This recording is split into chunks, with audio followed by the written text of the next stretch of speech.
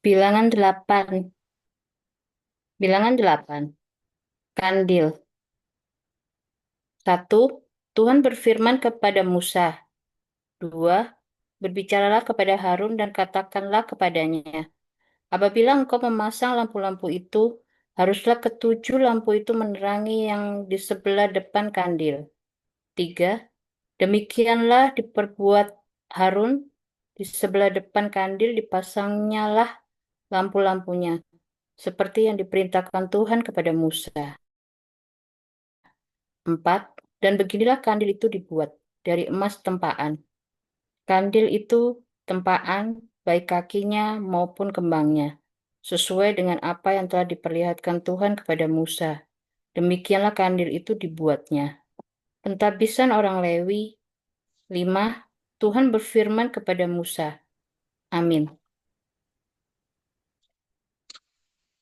Bilangan 8 ayat 6, demikianlah firman Tuhan.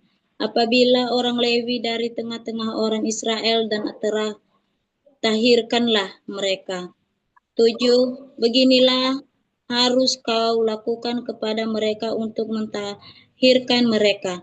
Percikanlah kepada mereka air penghapus dosa. Kemudian haruslah mereka mencukur seluruh tubuhnya dan mencuci pakaiannya. Dan dengan demikian, mentahirkan dirinya. 8. Sesudah itu haruslah mereka mengambil seekor lembu jantan muda dengan korban sajian dari tepung yang terbaik diolah dengan minyak. Juga seekor lembu jantan muda yang lain haruslah kau ambil untuk korban penghapus dosa. 9. Selanjutnya haruslah kau suruh orang Lewi mendekat ke depan kemah pertemuan dan kau panggil berkumpul segenap umat Israel. 10. Apabila engkau telah menyuruh orang Lewi mendekat ke hadapan Tuhan, maka haruslah orang Israel meletakkan tangannya atas orang Lewi itu. Amin. Bilangan 8 ayat 11. Dan Harun harus menunjukkan orang Lewi itu sebagai persembahan unjukan dari antara orang Israel di hadapan Tuhan. Dan demikianlah mereka diuntukkan melakukan pekerjaan jabatannya bagi Tuhan.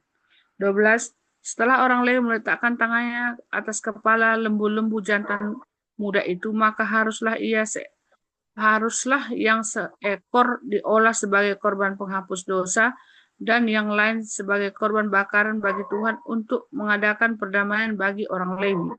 13. Maka haruslah engkau menghadapkan orang Lewi kepada Harun dengan anak-anaknya dan mengunjukkan mereka sebagai persembahan unjukan bagi Tuhan. 14. Demikianlah harus engkau mentahirkan mereka dari tengah-tengah orang Israel supaya orang Lewi itu menjadi kepunyaanku. 15. Barulah sesudah itu orang Lewi boleh masuk untuk melakukan pekerjaan jabatannya pada kemah pertemuan. Sesudah engkau mentahirkan mereka dan menunjukkan mereka sebagai persembahan unjukan. Amin. Sofi, 16 sampai 20. Oh iya, iya, Pak. 16, sebab mereka harus diserahkan. Iya. 16, sebab mereka harus diserahkan dengan sepenuhnya kepadaku dari tengah-tengah orang Israel. Ganti semua yang terdahulu lahir dari kandungan, yaitu semua anak sulung yang ada pada orang Israel. Telah ku ambil mereka bagiku. 17, sebab semua anak sulung yang ada pada orang Israel, baik dari manusia maupun pada orang Israel, dari manusia maupun dari hewan, adalah kepunyaanku pada waktu aku membunuh semua anak sulung di tanah Mesir. Aku telah menguduskan semuanya bagiku. 18, maka aku mengambil orang Lewi ganti semua anak sulung yang ada pada orang Israel. 19, dan aku menyerahkan orang Lewi dari tengah-tengah orang Israel sebagai pemberian kepada Harun dan anak-anaknya untuk melakukan segala pekerjaan jabatan bagi orang Israel di kemah pertemuan dan untuk mengatakan perdamaian bagi orang Israel supaya orang Israel jangan kena kena tulah apabila mereka mendekat ke tempat kudus 20. Lalu Musa, Harun, dan segenap umat Israel melakukan yang demikian kepada orang Lewi, tepat seperti yang diberitakan Tuhan kepada Musa mengenai orang Lewi. Demikianlah dilakukan orang Israel kepada mereka. Amin. 21. Orang Lewi itu menghapus dosa dari dirinya dan mencuci pakaian mereka. Kemudian Harun mengunjukkan mereka sebagai persembahan unjukan di hadapan Tuhan dan mengadakan pendamaian bagi mereka sambil mentahirkan mereka. 22. Sesudah itu masuklah orang Lewi untuk melakukan pekerjaan jabatan mereka di kemah pertemuan di bawah pengawasan Harun dan anak-anaknya. Seperti yang diperintahkan Tuhan kepada Musa mengenai orang Lewi, demikianlah dilakukan kepada mereka. Awal dan akhir masa kerja orang Lewi. 23. Tuhan berfirman kepada Musa, 24, inilah yang berlaku bagi orang Lewi. Setiap orang yang berumur 25 tahun ke atas wajib bertugas supaya ia bekerja pada kemah pertemuan. 25, tetapi jika ia berumur 50 tahun, haruslah ia dibebaskan dari pekerjaan itu, sehingga tak usah ia bekerja lebih lama. 26, ia boleh membantu saudara-saudaranya di kemah pertemuan dalam menjalankan tugas mereka, tetapi tidak usah lagi ia menjabat pekerjaan itu. Demikianlah harus kau lakukan kepada orang Lewi mengenai tugas mereka. Amin. Lanjut Bu Kartika. Bilangan 9. Ketetapan-ketetapan mengenai perayaan Paskah. 1. Tuhan berfirman kepada Musa di padang gurun Sinai. Pada bulan yang pertama, tahun yang kedua sesudah mereka keluar dari tanah Mesir. 2. Orang Israel harus merayakan Paskah pada waktunya. 3. Pada hari yang ke-14 bulan ini, pada waktu senja haruslah kamu merayakannya pada waktu yang ditetapkan. Menurut segala ketetapan dan peraturannya haruslah kamu merayakannya. 4. Lalu Musa menyuruh orang Israel merayakan Paskah. 5. Maka mereka merayakan Paskah pada bulan yang pertama pada hari yang ke-14 bulan itu pada waktu senja di padang gurun Sinai, tepat seperti yang diperintahkan Tuhan kepada Musa. Demikianlah dilakukan orang Israel. Amin. Bilangan 9 ayat 6, demikianlah firman Tuhan.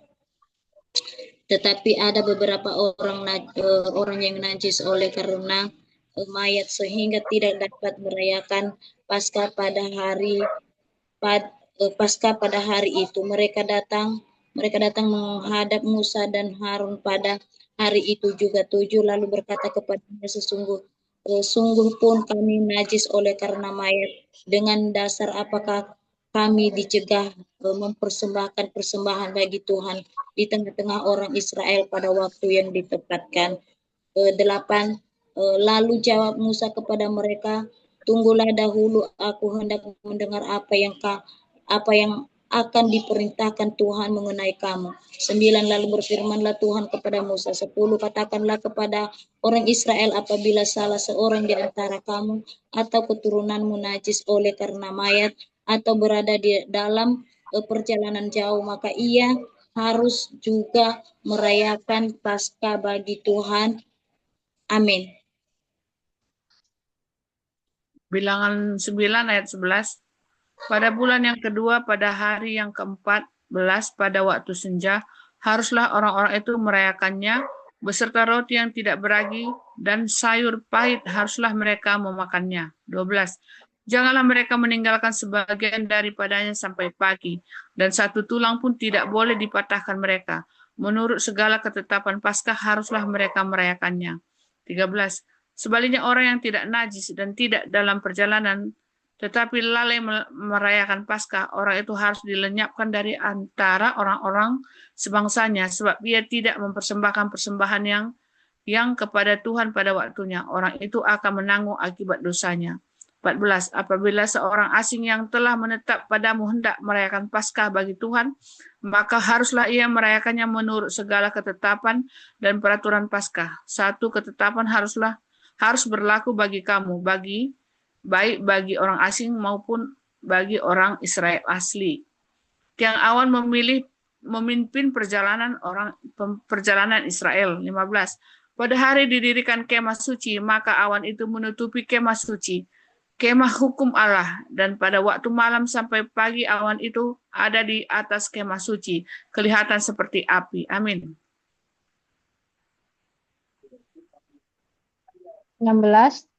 Demikianlah selalu terjadi awan itu menutupi kemah, dan pada waktu malam kelihatan seperti api, dan setiap kali awan itu naik dari atas kemah, maka orang Israel pun berangkatlah, dan di tempat awan itu diam, di sanalah orang Israel berkemah. 18. Atas titah Tuhan orang Israel berangkat, dan atas titah Tuhan juga mereka berkemah. Selama awan itu diam di atas kemah suci, mereka tetap berkemah. 19. Apabila awan itu lama tinggal di atas kemah suci, maka orang Israel memelihara kewajibannya kepada Tuhan, dan tidaklah mereka berangkat. 20. Ada kalanya awan itu hanya tinggal beberapa hari di atas kemah suci, maka di atas titah Tuhan mereka berkemah, dan atas titah Tuhan juga mereka berangkat. Amin. Shalom, Sister Lina ikut. Herlina. Ya, bilangan 9 ayat 21 ya. Ya, Silakan. bilangan ayat 21. Ada kalanya awan itu tinggal dari petang sampai pagi. Ketika awan itu naik pada waktu pagi, mereka pun berangkatlah. Baik pada waktu siang, baik pada waktu malam, apabila awan itu naik, mereka pun berangkatlah. 22. Berapa lama pun juga awan itu diam di atas kemah suci, baik 2 hari, baik sebulan atau lebih lama, maka orang Israel tetap berkemah dan tidak berangkat. Tetapi apabila awan itu naik, barulah mereka berangkat. 23. Atas titah Tuhan mereka berkemah, dan atas titah Tuhan juga mereka berangkat. Mereka memelihara kewajibannya kepada Tuhan menurut titah Tuhan dengan perantaraan Musa. Bilangan 10. Semboyan nafiri ayat 1. Tuhan berfirman kepada Musa. 2. Buatlah 2 nafiri dari perak tempaan harus kau buat itu, supaya dipergunakan untuk memanggil umat Israel dan untuk menyuruh laskar-laskarnya berangkat. Amin. Bu Marina, ayat 3. Ayat 3, bilangan 10 ayat 3. Apabila kedua nafir itu ditiup, segenap umat itu harus berkumpul kepadamu di depan pintu kemah pertemuan. Jikalau hanya satu saja ditiup, maka para pemimpin, para kepala pasukan Israel harus berkumpul kepadamu. Apabila kamu meniup tanda semboyan, maka haruslah berangkat laskar-laskar yang berkemah di sebelah timur. Ayat 6. Apabila kamu meniup tanda semboyan kedua kalinya, maka haruslah berangkat laskar-laskar yang berkemah di sebelah selatan. Jadi tanda semboyan harus ditiup untuk menyuruh mereka berangkat. Ayat 7. Tetapi untuk menyuruh jemaat itu berkumpul, kamu harus meniup saja tanpa memberi tanda semboyan. Amin. Ibu Rahayu, karena Ibu DP dari tadi mental-mental. Ibu Rahayu ayat 8. Ulangan Bu, bilangan. Bilangan 10 ayat 8, 5 ayat. Oke. Bilangan 10 ayat 8. Firman Tuhan berbunyi dengan demikian. Ayat 8. Nafiri itu harus ditiup oleh anak-anak imam Harun, itulah yang harus menjadi ketetapan untuk selama-lamanya bagimu turun-temurun.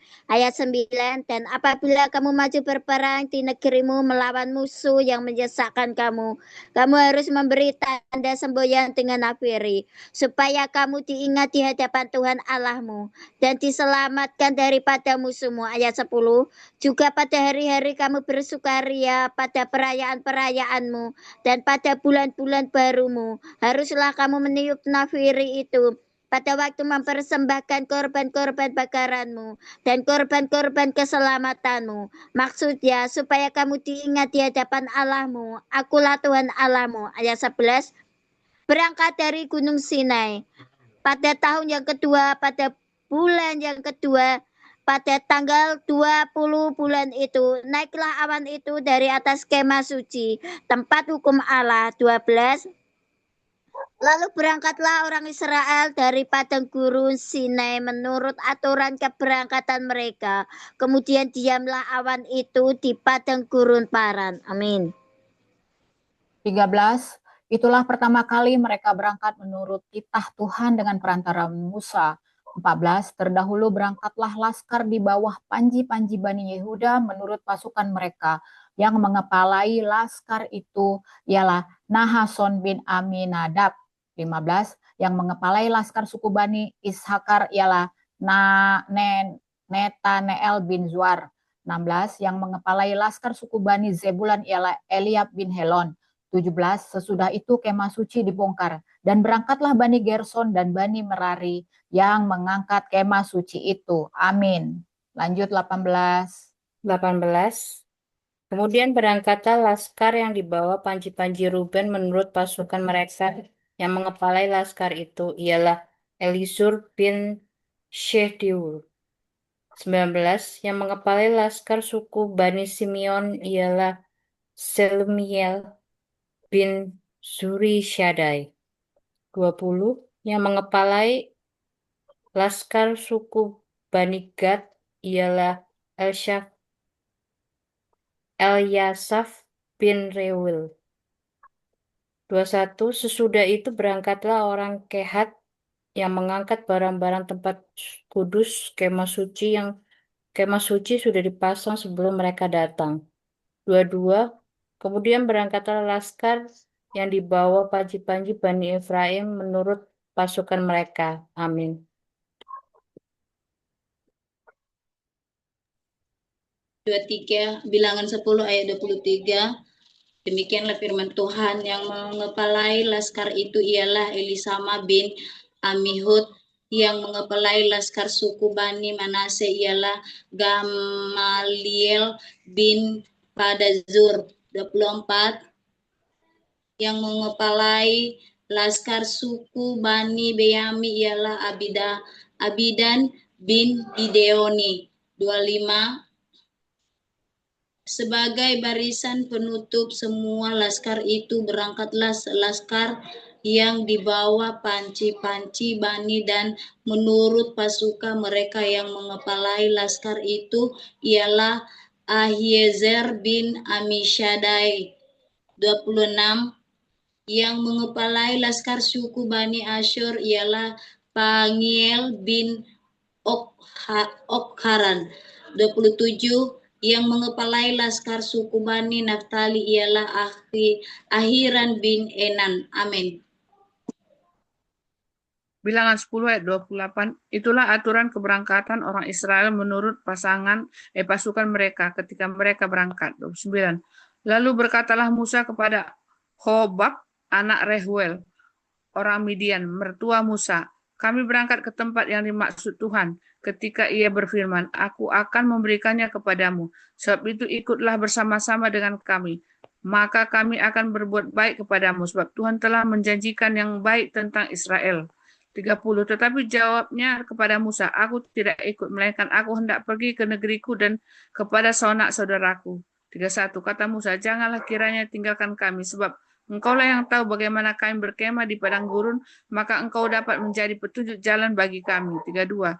Jika engkau ikut bersama-sama dengan kami, maka kebaikan yang akan dilakukan Tuhan kepada kami akan kami lakukan juga kepadamu. Amin. 3. Lalu berangkatlah mereka dari gunung Tuhan dan berjalan 3 hari perjalanan jauhnya, sedangkan tabut perjanjian Tuhan berangkat di depan mereka dan berjalan di hari perjalanan jatuhnya untuk mencari tempat perhentian bagi mereka. 34.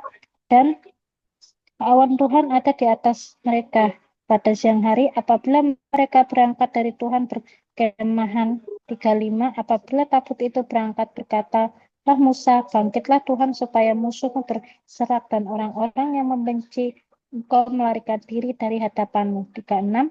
Dan apabila tabut itu berhenti, berkatalah ia, kembalilah Tuhan kepada umat Israel yang beribu-ribu laksa ini. Amin. Amin. Masuk ke Lanjut Yohanes apa? Ibu. Yohanes 3. Yohanes 3 ayat 1. Aku satu aja ya ayat. Langsung Lina aja, Sofi udah selesai amin di Oke. tadi. Yohanes 3 pasal pertama Yohanes 3 ayat 1, percakapan dengan Nikodemus.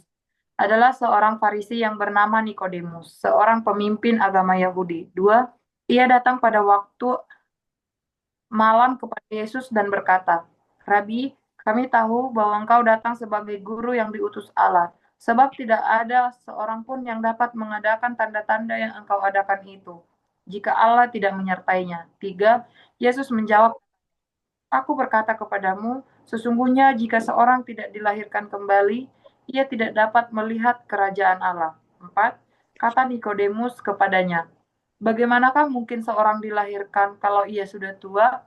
Dapatkah ia masuk kembali ke dalam rahim ibunya dan dilahirkan lagi?" Ayat 5, jawab Yesus, "Aku berkata kepadamu, sesungguhnya jika seorang tidak dilahirkan dari air dan roh, ia tidak dapat masuk ke dalam kerajaan Allah." Amin.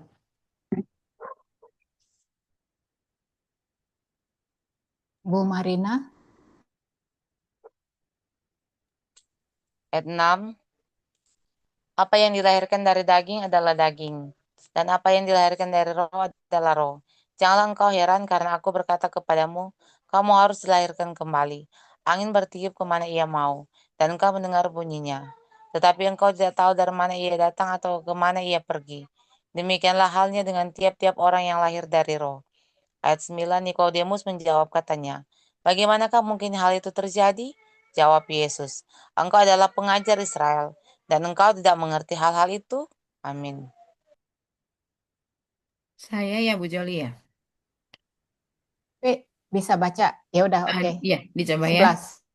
11, aku berkata kepadamu, sesungguhnya kami berkata-kata tentang apa yang kami ketahui dan kami bersaksi tentang apa yang kami lihat. Tetapi kamu tidak menerima kesaksian kami. 12, kami tidak percaya waktu aku berkata-kata dengan kamu tentang hal-hal duniawi. Bagaimana kamu akan percaya kalau aku berkata-kata dengan kamu tentang hal-hal surgawi? 13, tidak ada seorang pun yang telah naik ke sorga, selain daripada dia yang telah turun dari sorga, yaitu anak manusia. 14, dan sama seperti Musa meninggikan ular di padang gurun, demikian juga anak manusia harus ditinggikan. 15, supaya setiap orang yang percaya kepadanya beroleh hidup yang kekal. Amin.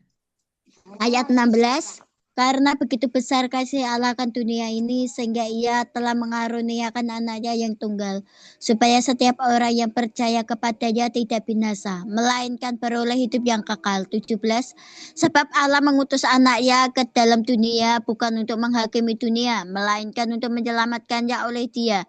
18, barang siapa percaya kepadanya, ia tidak akan dihukum. Barang siapa tidak percaya, ia telah berada di bawah hukuman, sebab ia tidak percaya dalam nama anak tunggal Allah. 19, dan inilah hukuman itu, terang telah datang ke dalam dunia, tetapi manusia lebih menyukai kegelapan daripada terang, sebab perbuatan-perbuatan mereka jahat. 20, sebab barang siapa berbuat jahat membenci terang dan tidak datang kepada terang itu, supaya perbuatan-perbuatannya yang jahat itu tidak nampak. Amin. 21, tetapi barang siapa melakukan yang benar, dia datang kepada terang supaya menjadi nyata bahwa perbuatan-perbuatannya dilakukan dalam Allah. Kesaksian Yohanes tentang Yesus. 22, sesudah itu Yesus pergi dengan murid-muridnya ke tanah Yudea dan ia diam di sana bersama-sama mereka dan membaptis.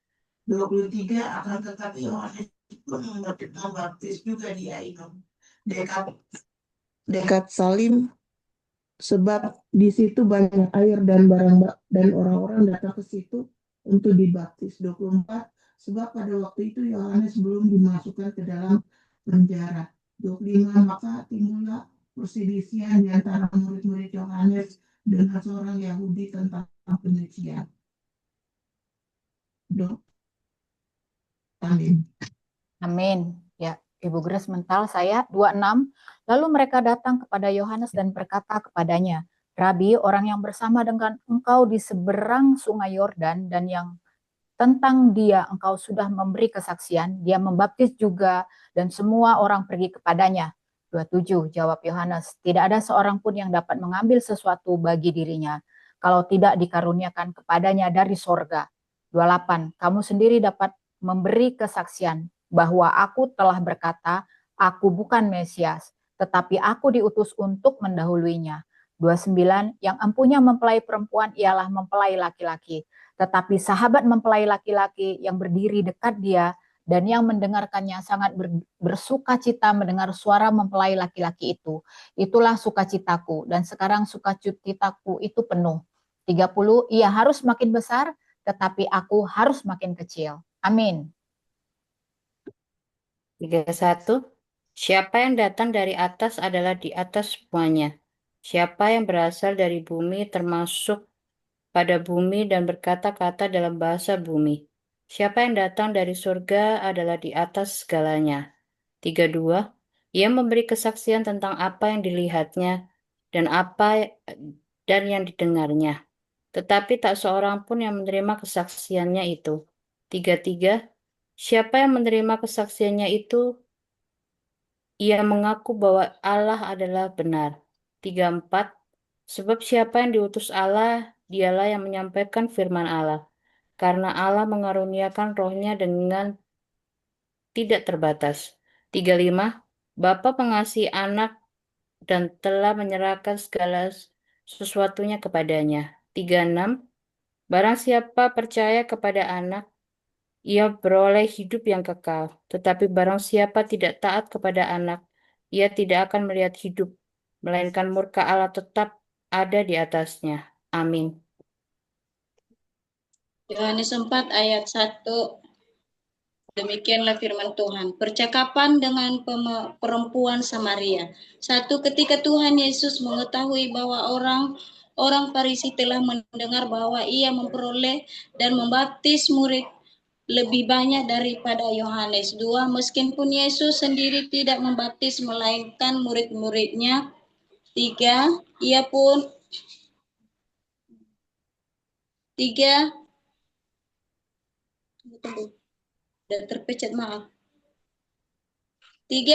meninggalkan Yudea dan kembali lagi ke Galilea. 4.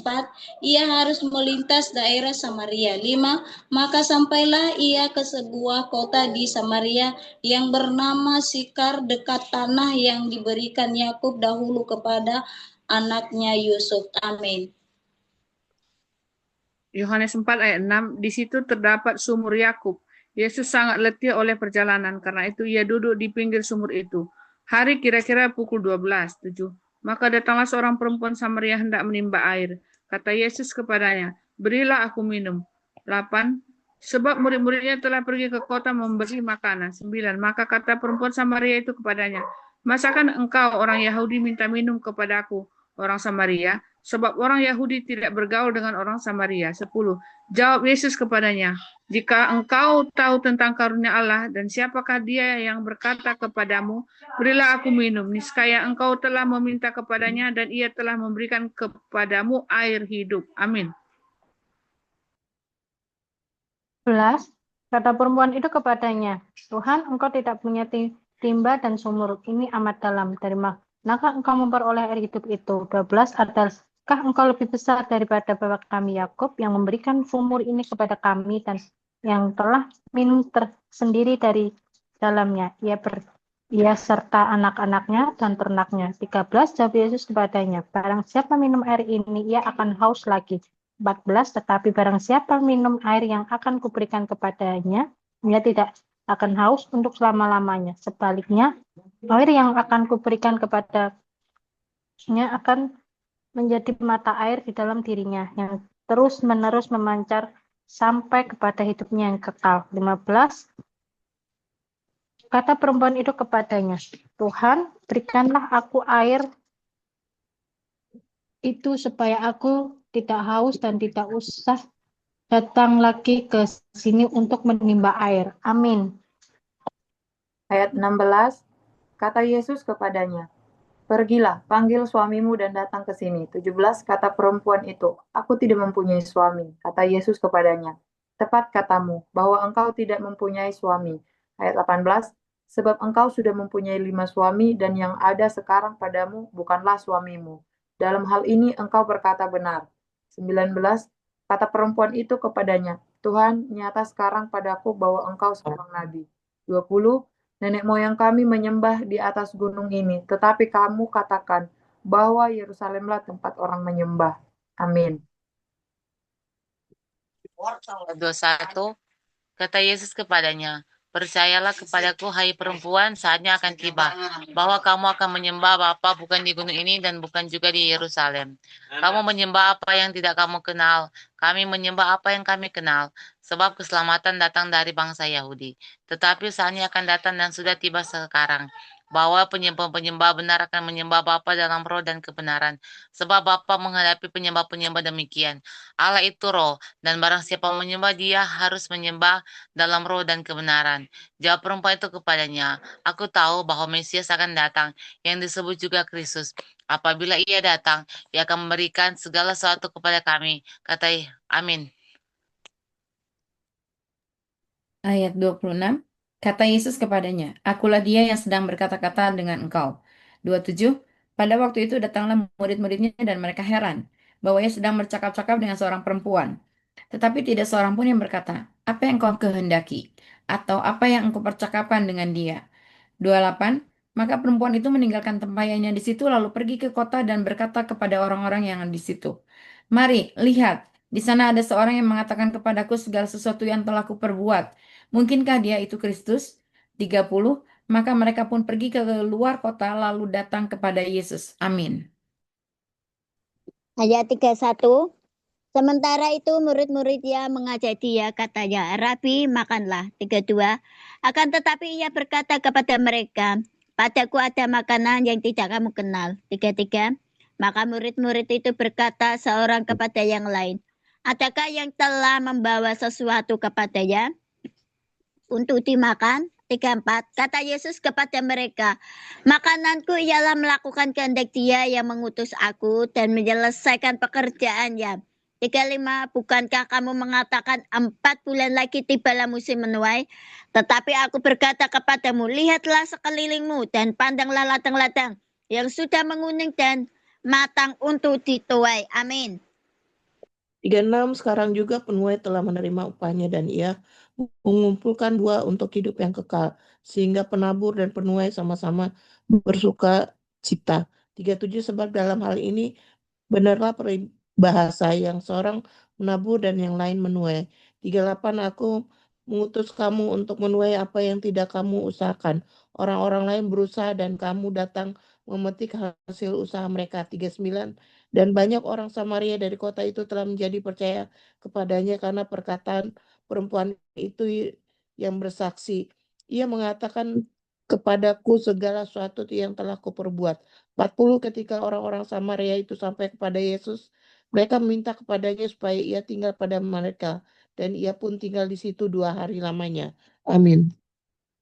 Ibu Grace mau ikut baca, Ibu Grace? Mental-mental ya, saya lanjutkan ya. 41, dan lebih banyak lagi orang yang menjadi percaya karena perkataannya. 42, dan mereka berkata kepada perempuan itu, kami percaya tetapi bukan lagi karena apa yang kau katakan, sebab kami sendiri telah mendengar dia dan kami tahu bahwa dialah benar-benar juru selamat dunia. Kembali ke Galilea. 43, dan setelah 2 hari itu Yesus berangkat dari sana ke Galilea.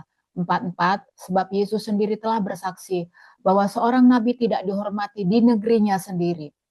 45, maka setelah ia tiba di Galilea, orang-orang Galilea pun menyambut dia karena mereka telah melihat segala sesuatu yang dikerjakannya di Yerusalem pada pesta itu, sebab mereka sendiri pun turut ke pesta itu. Amin.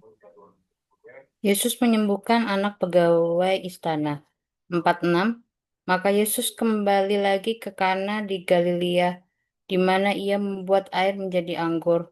Dan di Kapernaum ada seorang pegawai istana, anaknya yang sedang sakit. 47, ketika ia mendengar bahwa Yesus telah datang dari Yudea ke Galilea, pergilah ia kepadanya lalu meminta supaya ia datang dan menyembuhkan anaknya, sebab anaknya itu hampir mati. 48, maka kata Yesus kepadanya, jika kamu tidak melihat tanda dan mujizat, kamu tidak percaya. 49, pegawai istana itu berkata kepadanya, Tuhan, datanglah sebelum anakku mati. 50, kata Yesus kepadanya, pergilah, anakmu hidup. Orang itu percaya akan perkataan yang dikatakan Yesus kepadanya lalu pergi. Amin.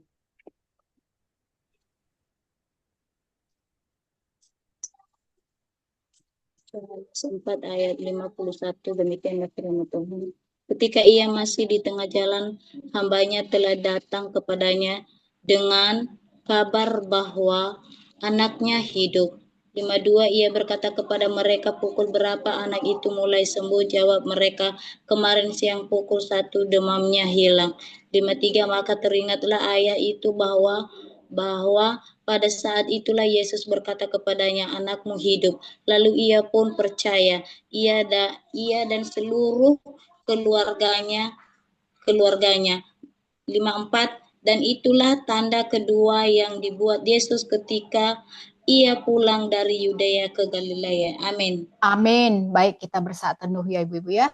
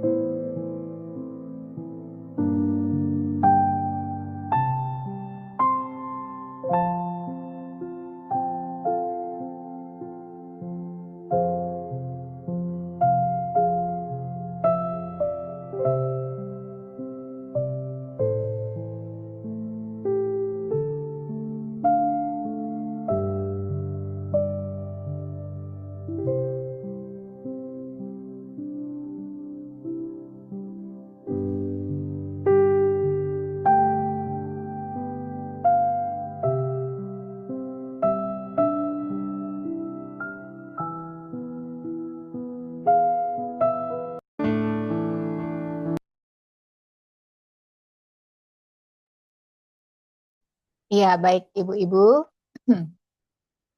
Kita sudah bersaat teduh sejenak tadi. Monggo bagi ibu-ibu yang punya rema ya atau pembelajaran yang kita baca dari bilangan 8, 9, 10 lalu Yohanes 3 dan 4 monggo ya. Jadi bilangan 8 itu mengenai penyalaan kandil ya. Lalu di sini menekankan pentingnya persiapan diri atau pentahiran dan kekudusan ketika kita melayani Tuhan ya. Jadi penyalaan kandil itu lampu ya. Tentang memasang 7 lampu atau kandil di bagian depan kemah pertemuan. Lalu juga mengenai pentabisan orang Lewi ya di Bilangan 8 itu juga diatur di situ ya. Jadi orang Lewi apa namanya disiapkan untuk melayani ya. Jadi apa yang harus dilakukan oleh orang Lewi itu di Bilangan 8, lalu Bilangan 9. Di sini membahas kapan sih perayaan Paskah. Jadi ada eh, sudah ditentukan kapan sebaiknya melakukan perayaan Paskah itu. Lalu bagaimana juga Allah memimpin langsung perjalanan umatnya ya. Ini luar biasa. Patokannya saya baca tadi awan ya. Jadi kalau awan naik, bangsa Israel berangkat. Kalau awan diem, mereka akan berkemah. Jadi benar-benar luar biasa semuanya didasarkan pada perintah Tuhan. Lalu kalau bilangan 10 itu menekankan pada ketaatan pada perintah Tuhan. Jadi keteraturan dalam perjalanan dan perlindungannya. Jadi di sini memang mengenai perjalanan bangsa Israel dari Sinai menuju Kanaan ya. Jadi disuruh buat nafiri itu untuk memanggil pemimpin, tanda keberangkatan suku-suku bersorak-sorai ya. Jadi nafiri itu trompet ya. Lalu di Yohanes Perjanjian Baru, di situ luar biasa Yohanes 3 dan 4 ya, kembali di situ Yesus Yohanes 3 itu menekankan bahwa Yesus adalah satu-satunya jalan menuju hidup yang kekal ya. Baik ibu-ibu, monggo silakan siapa yang punya rema baik di Perjanjian Lama ataupun Baru. Apakah ada yang mau sharing? Ibu Rahayu mungkin dapat di Yohanes kah atau Bu Lili, boleh Bu Mensi, Bu Kartika, silakan. Apakah ada ibu-ibu? Ada yang mau sharing kah? Yohanes 3 dan Yohanes 4. Lina mungkin mau sharing, apakah Bu Mensi? Ibu-ibu, apakah ada yang mau sharing? Kalau enggak, nanti akan dibahas langsung oleh Ibu Dede. Untuk pembacaan kitab bilangan 8, 9, 10, dan juga Yohanes 3 dan 4. Kalau tidak ada yang sharing, saya minta Bu Dede kali ya untuk membahas yang kita baca ini. Monggo Bu Dede. Kayaknya Bu Rahayu ada yang mau. Oh, Bu Rahayu tuh. Bu Rahayu. Dia pasang Langsung jempol. saja Bu Dede. Langsung Bu Dede. Langsung membahas. Langsung, tapi kalau tiba-tiba kepental di handle ya Bu Joli ya. Di sini tuh ini apa teh? Ya Sinyalnya kayaknya ya. lolop-lolop. Dalam nama Oke. Tuhan Yesus tidak Bu Dede lancar. Amin. Amin. Oke, tadi sebenarnya Bu Joli udah ngebahas ya mengenai bilangan 8 tentang kandil. Cuma saya mau penekanannya ke orang-orang Lewi yang waktu kita baca di bilangan sebelumnya. Ya, ini kan bilangan 8 menyebutkan juga bahwa Tuhan berfirman kepada Musa. Artinya ini perkataan Tuhan langsung kepada Musa. Ambillah orang Lewi dari tengah-tengah orang Israel dan tahirkanlah mereka. Di sini kita kan lihat ya, kita tahu sendiri bahwa Tuhan itu kudus. Setiap manusia siapapun itu dari latar belakang apapun tetap sudah tercemar, lahir itu sudah berdosa. Karena dosa yang dibawa oleh Adam ya. Jadi ketika dia lahir pasti berdosa. Makanya Tuhan menghususkan memang orang Lewi untuk dia, tapi Tuhan memiliki satu syarat mutlak ini ya, supaya mereka itu datang kepada Tuhan dan melakukan pekerjaan-pekerjaan Tuhan itu dalam kondisi tahir. Makanya Tuhan ngomong, tahirkanlah mereka. Jadi pentahirannya juga bukan sesuai dengan apa yang diinginkan oleh Musa, tapi Tuhan sendiri yang melakukan, dan ini sempat diikuti oleh orang-orang Katolik ya dengan cara dipercik gitu kan, dipercik kepada mereka. Ada yang disebut dengan baptisan percik. Nah, jadi pentahirannya juga mereka lakukan sama gitu, dipercikan kepada mereka air penghapus dosa. Terus mereka harus mencukur seluruh tubuhnya, dan ini juga kalau misalnya mencukur seluruh tubuhnya itu bukan mencukur rambutnya tapi mencukur seluruh tubuhnya dan mencuci pakaiannya. Berarti kan memang manusia itu berbulu ya. Berbulu itu bukan berarti sama dengan monkey gitu enggak, tapi dia dicukur semua bulunya akhirnya benar-benar bersih gitu kan, benar-benar bersih dan mencuci pakaiannya. Nah, itu yang disebut dengan pentahiran pada waktu itu terhadap orang-orang Lewi. Nah, terus kalau misal kita lihat di sini Mereka itu untuk apa ditahirkan? Dia itu sebenarnya untuk membantu Harun dan anak-anaknya melakukan pekerjaan eh, melayani Tuhan gitu kan. Di ayat 11 dijelaskan dan Harun harus mengunjukkan orang Lewi itu sebagai persembahan unjukan dari antara orang Israel.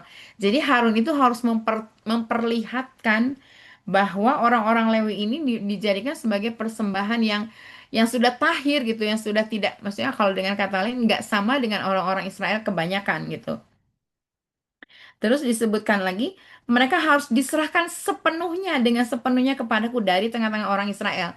Artinya, kalau diserahkan sepenuhnya itu sudah tidak ada keinginan lagi, ku-nya itu udah hilang gitu.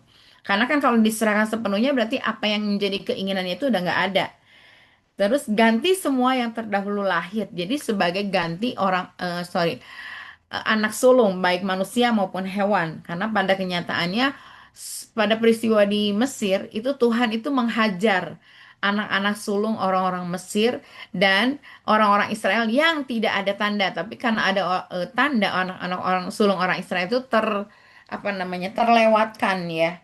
Jadi Tuhan tuh tetap menginginkan adanya persembahan anak-anak sulung dan ini diwakili oleh orang-orang Lewi ya.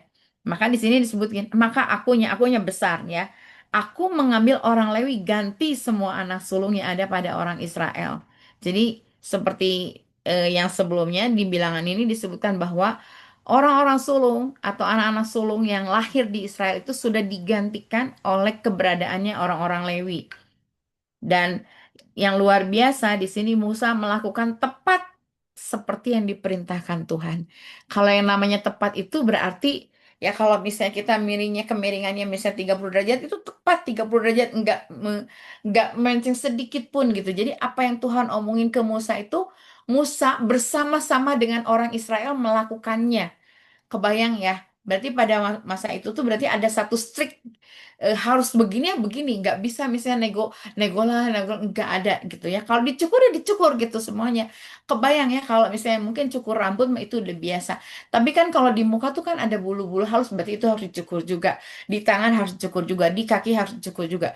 Jadi dengan kata lain itu tuh menandakan bahwa orang Lewi ini memang suku yang dikhususkan gitu. Karena Tuhan ingin semuanya itu tahir sesuai dengan yang dikehendaki Tuhan. Dan itu tuh berlaku bagi orang Lewi, setiap orang yang berumur 25 tahun ke atas wajib bertugas. Nah, kalau misalnya sekarang itu apa ya disebutnya anak-anak dewasa muda kali ya. Terus supaya ia bekerja pada kemah pertemuan. Dan ketika mereka bekerja pada kemah pertemuan, karena kunya udah nggak ada lagi tuh yang namanya nanti ini bagian saya ya nanti harus nggak boleh ada lagi yang seperti itu. Karena ketika di kemah pertemuan namanya juga kemah pertemuan, artinya pertemuan antara manusia dengan Allah gitu kan, melakukan sesuatu kalau disebut bukan transaksi, em, apa sih namanya? Perjumpaan antara manusia dengan Allah dan orang-orang yang ada di situ tuh nggak boleh orang-orang sembarangan. Nah, tapi kita lihat di sini ya kembali eh, Tuhan itu pada saat itu kepada orang-orang Israel itu punya beberapa ketetapan-ketetapan. Terus di sini disebutkan di bilangan ke-9 ya, Tuhan berfirman kepada Musa di padang gurun Sinai pada bulan pertama tahun kedua sesudah mereka keluar dari Mesir. Istilahnya itu yang disebut dengan Paskah pertama. Paskah pertama di sini tuh adalah keluarnya bangsa Israel dari tanah Mesir. Kalau yang kita peringati, Paskah yang kita peringati itu adalah mengenai kebangkitan Yesus. Bukan kematian Yesus ya, kebangkitan Yesus yang sudah merebut kunci kerajaan maut gitu. Itu yang kita rayakan biasanya setiap tahunnya. Waktu itu orang Israel harus merayakan itu karena mereka sudah eh, lepas terbebas dari eh, istilahnya perbudakan Mesir. Kemudian di sini ada tiang awan memimpin perjalanan Israel. Saya nggak akan ini karena ini kita semua tahu ya tiang awan itu kalau misalnya kita bayangkan itu kenapa harus ada pada siang hari? Karena kan awan itu kebayang ya kalau misalnya suhu di Indonesia tuh kayaknya nggak pernah nyampe lebih dari 40 ya. Kalaupun 40 tuh udah sangat sangat panas, tapi kalau misalnya suhu di Mesir, konon katanya saya juga belum pernah ke sana, di itu padang gurun itu lebih gitu kan, lebih dari 40 derajat, dan itu tuh sangat panas gitu. Makanya Tuhan menundungi mereka. Kalau bisa kita bayangkan, tiang awan itu hanya satu, tapi sebenarnya menundungi mereka sepanjang perjalanan mereka sehingga mereka tidak berasa kepanasan gitu. Jadi kebayang ya, sampai sebegitunya penyertaan Tuhan. Nah, ini juga terjadi atas hidup kita. Sampai sebegitunya Tuhan peduli sama kita. Jadi kalau misalnya dibilang, kita mendapatkan tudung perlindungan tuh betul. Karena Allah sendiri yang sudah memberikan anaknya yang tunggal bagi kita, dan dia akan melakukan segala sesuatu bagi kita, supaya kita tetap terlindungi seperti halnya Tuhan sudah melindungi orang-orang Israel ketika mereka keluar dari tanah Mesir. Luar biasa kalau saya lihat di sini. Ada kalanya awan itu hanya tinggal beberapa hari. Dan ini yang luar biasa. Mereka, orang-orang Israel itu harus sigap apapun kondisinya. Ketika misalnya mereka melihat yang awan itu, mungkin mungkin saya mengimajinasikan begini ya. Mungkin orang-orang Israel itu baru ya duduklah lemes, apa, kipas-kipas gitu, baru mau masak, tiba-tiba tiang awan itu pergi. Mereka harus sigap gitu, mereka harus pergi. Nah, itu juga yang Tuhan ajarkan kepada setiap kita, untuk kita itu siap sedia kapanpun, dimanapun kondisinya. Kalau saya lihat bilangan ke-10 tadi kan Bu Joli udah sebutin bahwa ini adalah nafiri. Nafiri itu kayak apa ya? eh, Suaranya itu membuat seluruh orang Israel itu apa sih, berpaling kepada suara itu. Ketika nafiri diperdengarkan, semua orang Israel itu harus, ya, dengan kata lain, ketika juga kalau misalnya mendengarkan bunyi-bunyian yang aneh, pasti kita juga berpaling ke situ, mendengar ke situ, menyendengkan telinga ke situ. Dan di situ dikatakan Tuhan berfirman kepada Musa. Sekali lagi, Tuhan meminta kepada Musa untuk membuat dua nafiri dari perak, dan peraknya juga harus ditempa, harus dibuat dan dipergunakan untuk memanggil seluruh umat Israel, dan untuk menyuruh laskar-laskarnya berangkat. Jadi segala sesuatu itu on the rule gitu kan. Segala sesuatu tuh Tuhan tuh maunya tuh ada dalam rule yang benar gitu. Nggak mau Tuhan itu asal bikin, asal ada, nggak gitu ya. Tuhan kita itu Tuhan yang, kalau saya bilang sih, tertib gitu ya. Segala sesuatunya tuh tertib, segala sesuatunya tuh eh, terancang sempurna gitu. Dan ini juga yang harus ada pada setiap kita. Kita juga harus, kalau kita baca firman ini, nggak harus, oh ya udah, kita udah baca, udah tahu. Enggak gitu, tapi kita harus bisa menghidupinya. Kalau kita lihat bahwa Tuhan itu on the rule, segala sesuatu dengan tertib dilakukan dan diperintahkan supaya ada ketertiban di antara orang Israel, berarti hari ini kita diajarkan supaya kita juga tertib. Apa sebenarnya yang Tuhan ingin ajarkan kepada kita, dalam hal apa ketertiban yang ingin Tuhan ajarkan kepada kita? Yuk kita masing-masing introspeksi. Mungkin saya selama ini bangunnya siang, nggak pernah doa misalnya. Mungkin selama ini saya misalnya nggak pernah baca firman, kalaupun baca hanya males-malesan, udah gitu ya udah baca, udah ditaruh, setelah itu ditanya di mana, lupa lagi. Meskipun mungkin kita udah baca, eh, kalau dibilang sih berapa balikan gitu ya dengan ayat yang sama. Nah, ketika Tuhan mengungkapkan lagi, ada sesuatu yang baru lagi. Kayak ini di sini, saya disingkapkannya tentang kedisiplinan Tuhan. Terus disebutin, apabila kedua nafir itu ditiup, segenap umat Israel itu harus berkumpul. Berarti mereka bukan hanya sigap, telinga mereka harus dipasang untuk hal yang benar. Karena ketika ditiup, berarti ada sesuatu yang diperintahkan Tuhan untuk mereka gitu. Dan berkumpulnya di mana? Di pintu, bukan di dalam. Di pintu kemah pertemuan. Mereka menanti apa yang akan dinyatakan Tuhan kepada para imam, dan mereka hanya menerima. Kenapa bisa terjadi seperti itu? Karena mereka tidak sama dengan orang-orang Lewi yang tadi sudah ditahirkan. Jadi, jika hanya satu saja ditiup, maka para pemimpin yang masuk, para kepala pasukan yang masuk. Orang-orang Israel harus menunggu gitu ya, berkumpul. Terus kalau misalnya kita lihat ada semboyan juga, kebayang ya, mereka tuh benar-benar dalam kondisi ready to go gitu. Jadi kalau misalnya apapun yang terjadi, mereka harus siap sedia. Dan ini pernah terjadi juga pada saat Nehemia membangun tembok ya. Nah, nafiri itu harus ditiup oleh anak-anak Imam Harun. Kalau kalau kita perhatikan, hanya niup gitu. Tapi nggak sembarang orang bisa niup. Hanya anak-anak Imam Harun. Kalau bukan mereka akan terjadi sesuatu petaka. Jadi dengan kata lain, ya mungkin beberapa di antara kita udah pernah ikut SPS ya. Tidak semua orang ikut niup shofar. Katanya kalau misalnya yang bukan ini, nggak akan keluar tuh suara sofarnya. Ataupun kalau misalnya kedengar suaranya tuh nggak seindah seperti yang seharusnya. Jadi memang harus ada pentahiran, harus ada penyucian, supaya akhirnya perkenanan Tuhan itu nyata gitu. Kalau pada waktu itu di zaman Israel itu benar-benar kuasa Tuhan itu dinyatakan. Kalau misalnya nggak suka sama seperti Nadab dan Abihu bawa api asing, maksudnya baik tapi Tuhan tidak berkenan, dibunuh, dibinasakan. Nah, kalau misalnya kita lihat di sini juga berangkat dari Gunung Sinai, nggak sembarangan mereka datang, mereka pergi, enggak sembarangan. Mereka harus ikuti tuntunan, ikuti arahan, karena pada saat itu Tuhan sendiri yang ngomong. Nah, kalau sekarang kan Tuhan nggak langsung ngomong. Kebayang kalau Tuhan ngomong sekarang, di kondisi sekarang. Tuhan ngomong tiba-tiba misalnya dalam suara guntur, belum dengar suara Tuhan kita udah takut gitu. Makanya Tuhan berikan kepada kita satu panduan supaya kita bisa mendengar suara Tuhan melalui baca firman, melalui doa, melalui suara dari para pemimpin. Ya, Tuhan ngasih tahu nih. Karena kalau dengar langsung, nggak semua orang kita bisa dengar suara Tuhan langsung audible gitu. Ada sih memang yang memang Tuhan mau ngasih secara audible, secara supranatural, tapi mungkin tidak semua orang siap. Makanya Tuhan hanya memberikan kepada kita panduannya melalui firman. Nah, ketika itu terjadi di sini, Tuhan menunjuk ada kepala-kepala laskar. Buat apa?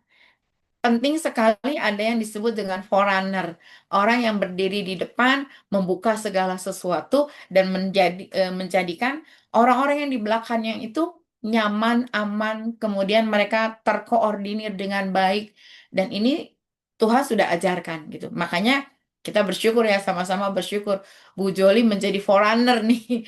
Akhirnya sampai terkumpul sekian banyak ibu-ibu untuk baca Alkitab. Mungkin awalnya Bu Joli berpikir enggak apa-apa lah, cuma sedikit, tapi ternyata semua orang tuh haus, lapar, untuk akhirnya mereka juga menggali lebih dalam tentang firman. Nah, di sini juga disebutkan orang-orang yang menjadi kepala mengepalai laskar itu orang-orang yang sudah, dengan kata lain, dia itu punya satu kualitas yang tidak atau bukan tidak sama, yang lebih daripada orang-orang sebani itu atau sepuak itu. Dan disebutkan di sini ada beberapa nama ya, kita nggak usah sebut satu persatu. Nanti kalau kita sebut satu persatu, kita baca ulang nanti 2 kali, nggak selesai-selesai nih baca Alkitabnya. Jadi intinya dari bilangan 8 sampai 10 ini pendisiplinan Tuhan, penyertaan Tuhan, ketertiban Tuhan itu diperlihatkan supaya orang-orang Israel tuh yang tegar tengkuk bisa tahu bahwa Tuhan tuh merancangkan segala sesuatu untuk mereka, sehingga mereka bisa dalam koridornya Tuhan, dalam pimpinannya Tuhan, melakukan segala sesuatu yang ditunjukkan Tuhan, karena Tuhan itu sudah tahu apa rencana Tuhan bagi mereka. Dan untuk itu Tuhan punya orang-orang yang dipercayakan menjadi imam, menjadi apa, pekerja di dalam kemah pertemuan, dan menjadi kepala-kepala atau ya kepala laskar lah ya. Jadi dengan kata lain, dia butuh kita, kita lebih butuh dia. Kalau misalnya Tuhan butuh kita untuk akhirnya bisa menyuarakan kebenaran, dan kita butuh Tuhan untuk akhirnya menuntun kita, mengarahkan kita. Sebenarnya keuntungannya ada di kita semua kalau dibilang. Kembali ke Yohanes 3. Kalau Yohanes 3 ini kan ada percakapan dengan Nikodemus ya. Saya agak geli gitu kalau misalnya di Nikodemus bilang sampai ngomong, ini seorang pengajar loh ya. Masakan saya segede ini, kebayang ya dia tinggi gede, atau misalnya mungkin lah tinggi kurus, yang pasti dia udah gede lah. Harus masuk lagi ke dalam rahim ibu saya untuk dilahirkan kembali. Kayaknya ini anak TK juga nggak akan mungkin ngomong kayak gitu kali ya. Tapi dia saking kupolosnya, dia nggak ngerti apa yang disebut dengan suara dari surga. Dia ngomongnya secara lahiriah, secara manusiawi. Makanya Yesus bilang, aku berkata kepadamu, sesungguhnya jika seorang tidak dilahirkan dari air dan roh, tidak dapat masuk ke dalam kerajaan Allah. Masih nggak ngeh juga, gitu kan. Terus apa yang dilahirkan dari daging itu daging. Apa yang dilahirkan dari roh adalah roh gitu. Nah, di sini sebenarnya Yesus sedang mengajarkan kepada Nikodemus itu dua baptisan. Satu baptisan air, dua baptisan Roh Kudus gitu. Nah, ketika kita melakukan itu semua, maka celiklah. Tapi yang luar biasanya dan mungkin kita agak sedikit kelewat dari pembacaan ini, Nikodemus lah yang akhirnya membawa banyak orang, meskipun dia awalnya datang sembunyi-sembunyi, dan belakangan akhirnya dia terang-terangan gitu. Dia mengatakan bahwa dia itu pengikut Yesus. Padahal dia seorang ahli Farisi gitu, seorang yang hatam banget tentang kebenaran firman menurut kitab Taurat. Jadi kita lihat di sini, kita percaya waktu aku berkata-kata dengan kamu tentang hal-hal duniawi, bagaimana kamu akan percaya kalau aku berkata-kata tentang hal-hal sorgawi. Jadi yang duniawi dengan sorgawi, itu kalau kita pakai hanya akal kita, nggak akan make sense gitu. Jadinya kayak tadi, Nikodemus bilang, asa nggak mungkin saya masuk lagi ke dalam rahim ibu saya, gimana cara masuknya? Nah, dia menggunakan paham duniawi untuk menerjemahkan apa yang rohani. Nah, kita juga nggak bisa menggunakan akal pikiran kita untuk menerjemahkan firman Tuhan yang berasal dari Tuhan, yang benar-benar memiliki satu kualitas spesifikasi bahasa surga gitu. Dengan kata lain, yaitu hanya bisa dipengerti oleh roh kita dan oleh roh yang berasal dari Tuhan gitu. Kemudian di sini sampai akhirnya Yesus mengatakan tentang ular yang ditinggikan oleh Musa dan seterusnya. Nah, ini saya highlight. Dan inilah hukuman itu. Kan kalau misalnya kita menghukum seseorang supaya ya istilahnya muncul efek jerak. Ini saya mau bagi sedikit ini. Tadi tuh ada orang tua murid yang anaknya itu agak sedikit bermasalah. Terus mereka bilang, apa konsekuensinya? Yang namanya konsekuensi atau hukuman tuh sepertinya memberatkan. Cuma saya ngomong gini, nggak boleh lagi masuk ke area situ karena area situ tuh bukan untuk mereka. Saya hanya ngomong begitu. Hanya begitu konsekuensinya. Iya, ternyata di sini juga kan disebutin. Dan inilah hukuman itu. Terang telah datang ke dalam dunia, tetapi manusia lebih menyukai kegelapan daripada terang. Sebab perbuatan-perbuatan mereka jahat. Jadi hukumannya nggak, kamu nanti masuk penjara, atau kamu nanti misalnya masuk neraka. Tuh nggak ngomong gitu. Terang nih udah datang, sok sini datang, itu hukumannya Tuhan gitu. Tapi manusia nggak suka dengan terang itu karena mereka lebih senang dengan zona nyaman di tempat yang gelap, yang nggak kelihatan, yang orang lain nggak bisa lihat. Tapi kalau mereka datang kepada terang, mereka ditelanjangi segala perbuatan mereka dan mereka nggak suka gitu. Jadi itu hukuman sebenarnya yang Tuhan berikan kepada kita. Intinya apa? Di sini dikatakan barang siapa berbuat jahat, dia akan benci sama terang. Tapi dan dia nggak akan datang kepada terang supaya perbuatan-perbuatan mereka tuh nggak nampak gitu. Tetapi barang siapa melakukan yang benar, ia senang dengan tempat terang. Nah, sekarang saya mau kita semua yuk introspeksi diri. Saya sukanya di tempat yang mana nih? Saya sukanya melakukan yang mana nih? Kalau saya melakukan yang benar, pasti kita selalu ada atau ingin pencerahan. Dan kalaupun misal kita ditegur, yes, kita terima. Oh, itu teguran itu untuk kita supaya kita bisa merefleksi diri, memperbaiki diri. Tapi kalau misalnya kita sukanya di tempat yang gelap, ada teguran datang langsung hatinya langsung bengkok. Ngak gitu kan. Nah, itu kita bisa introspeksi masing-masing. Dan Tuhan ngomong, firman Tuhan nih, ini kalau misalnya di ayat handphone saya tuh, dia ditulisnya merah. Artinya itu kata-kata Yesus sendiri gitu kan. Kalau misalnya di Yohanes 4, Yesus juga ngomong kepada perempuan Samaria. Ini kita lihat levelnya. Awalnya orang Samaria, siapa sih kamu? Bahasa saya ya. Kamu kan orang Yahudi. Kan orang Yahudi gak gaul sama orang Samaria. Kamu kan musuhan sama saya. Kalau ini ceritanya kita tahu cerita yang dulunya tentang Sikar dan sebagainya, pasti tahu ya cerita ini. Terus akhirnya Yesus hanya bilang, kalau kamu tahu siapa aku, pasti kamu akan ngasih air itu. Dan aku akan memberikan kepada kamu air yang tidak akan pernah bisa hilang, tidak akan pernah bisa habis. Nah, stepnya dari mulai dia pakai pikirannya dunia, terus agak naik dikit. Dia ngomongin tentang hal yang rohani, tapi berdasarkan backgroundnya dia. Jadi hal rohani dengan otaknya dia. Misalnya gini, iya memang ini kan sumur ini sumur Yakub. Terus orang-orang orang pada zaman dahulu harus beribadah dengan cara begini-begini dia sebutin. Agak naik tuh levelnya. Yesus terus ngomong. Kemudian naik lagi levelnya. Yesus ngomongin tentang suami. Barulah dia kebuka. Orang Samaria yang disebutkan ini dia keluar tuh siang-siang. Kenapa dia siang-siang? Karena dia malu dengan kondisinya. Dia nggak mau ketemu sama perempuan-perempuan lain yang biasanya ngambil air itu pagi-pagi. Ketika disebutin benar katamu memang aku nggak punya suami. Yang ada padaku itu laki-laki. Beda suami, beda laki-laki. Kalau namanya suami itu dia menjadi imam di keluarga, dia mengepalai dan dia bukan merecoki. Nah, terus dia ngomong begitu. Yesus bilang, iya benar. Karena memang kamu sudah punya suami dan ada yang ada padamu bukan suamimu. Akhirnya si perempuan itu, oh iya naik lagi levelnya. Tambah naik levelnya sampai akhirnya yang tadinya dia mau ngambil air, dia tinggalin tuh timbanya. Dan dia ngomong, kebanyak laki-laki disebutin. Gak malu lagi, dia buka itu semuanya, dia sudah ada di dalam terangnya Tuhan. Dia ditelanjangi semua keberadaan dia. Dengerin ya, di sana saya ketemu sama seorang laki-laki. Dia tahu loh tentang saya. Padahal selama ini dia ngumpet gitu. Dia tidak mau apa aibnya itu kebongkar. Tapi ketika dia datang kepada terang, dia ditelanjangi semua keberadaannya dan dia menceritakan semua tentang keburukannya di depan banyak orang sampai akhirnya laki-laki yang ada di situ di kota Samaria itu datang kepada Yesus dan orang ini ngomong gini, ya saya tahu, bukan dari kata kamu, tapi saya tahu sendiri. Nah, harusnya kita juga punya satu komitmen. Bukan dari kata orang saya tahu tentang Yesus, tapi saya mengalami sendiri siapa Yesus dalam hidup saya. Jadi, ini bahasan kita malam hari ini luar biasa.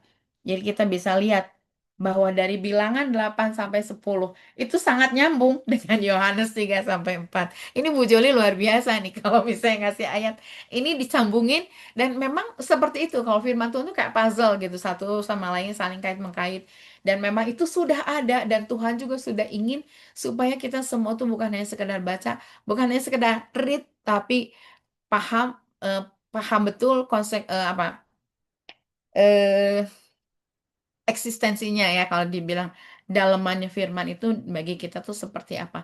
Dari tadi saya merenung, ya saya apakah masih ada yang di dalam saya yang yang masih tertutup, yang masih nggak mau dibuka. Kalau masih ada di dalam saya yang masih tertutup dan belum dibuka, berarti saya masih senang dalam kegelapan.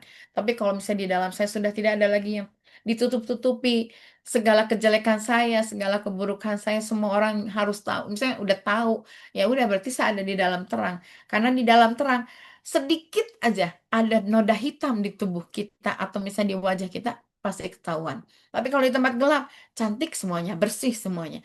Kalau di tempat terang, noda sekecil apapun akan tampak dengan jelas. Jadi yuk, saya mengajak, saya juga introspeksi diri, kita semua sama-sama ibu-ibu di sini, ibu-ibu yang luar biasa yang sudah meluangkan waktu, kita melihat apakah masih ada sedikit noda kecil yang tidak ingin diperlihatkan, sehingga kita tetap tinggal di tempat yang gelap, ataukah kita sama mengambil sikap seperti seorang perempuan Maria ini yang setelah bertemu dengan Yesus pemahaman yang dari tadinya nol kembali akhirnya dia membuka dirinya sampai akhirnya dia mengerti bahasa surga dan dia membuka tentang dirinya kepada banyak orang.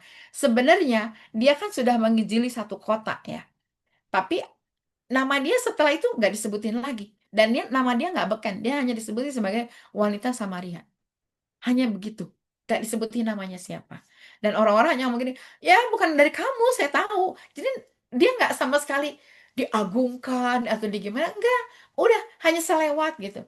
Tapi Yesus harus lakukan itu dan dia bilang, saya harus melintasi Samaria. Jadi luar biasa sih. Kita sama-sama introspeksi. Saya juga introspeksi. Itu aja Bu Joli. Makasih. Baik, terima kasih Bu. Luar biasa pencerahannya. Langsung aja Bu Dede tutup dalam doa. Oh, oke. Tuhan Yesus, makasih kami bersyukur kepada Engkau untuk malam hari ini, apapun keberadaan kami, Tuhan kami terbuka di hadapan Engkau. Kami mau datang kepada terang itu, dan kami mau memperlihatkan keberadaan diri kami sejelas-jelasnya di dalam terang itu. Terang itu sudah datang kepada bumi, dan ketika terang itu datang, kegelapan itu sirna. Oleh karena itu Tuhan, Bapa malam hari ini kami berdoa, Biarlah kiranya kalaupun masih ada hal-hal kecil dalam hati kami yang harus kami bereskan di dalam Engkau Tuhan, kami minta supaya Tuhan sendiri yang membongkarnya. Kami nggak mau menyimpan sedikit pun kesalahan Bapa. Karena kami tahu Tuhan, Engkau sendiri tidak menyukai yang tidak kudus. Engkau sangat menyukai yang kudus. Kuduskanlah setiap kami oleh karena Engkau Bapa. Terima kasih untuk firman yang sudah kami baca malam hari ini. Sungguh itu menguatkan kami, meneguhkan kami untuk kami terus berjalan di dalam firman itu. Firman itu yang menjadi penuntun kami, arah hidup kami, tiang awan kami pada saat kami berjalan di siang hari, dan tiang api kami pada saat kami berjalan di malam hari. Itu menjadi kekuatan kami, sandaran hidup kami. Bapa, kami bersyukur kalau Engkau sangat mengasihi kami. Terima kasih juga Tuhan, kami berdoa untuk Ibu Joli, berkat Allah yang sudah Tuhan sediakan bagi dia. Tuhan tambah-tambahkan. Berdoa juga untuk Ibu Rahayu, Ibu Sopi, Ibu Kartika, Ibu Haryani, Ibu Harmoni, Ibu Renti, Ibu Menci, Ibu Lina, Ibu Marina Kamagi, Ibu Lili, Ibu Grace, dan Ibu Nace. Tuhan sendiri yang menolong setiap apa yang menjadi kebutuhan mereka. Tuhan nyatakan anugerah-Mu atas hidup mereka. Bahkan biarlah kiranya Bapa sendiri yang membukakan sehingga hikmat dari ilahi itu turun atas mereka. Apapun yang mereka rindukan, apapun yang mereka harapkan dan doakan, itu Engkau berikan secara sempurna. Sekali lagi Tuhan, berikan juga kepada setiap kami di tahun 2026 ini kemampuan untuk kami boleh melihat dan berjalan bersama-sama dengan Engkau. Terima kasih Tuhan Yesus. Di dalam nama-Mu kami berdoa. Amin. Amin. Terima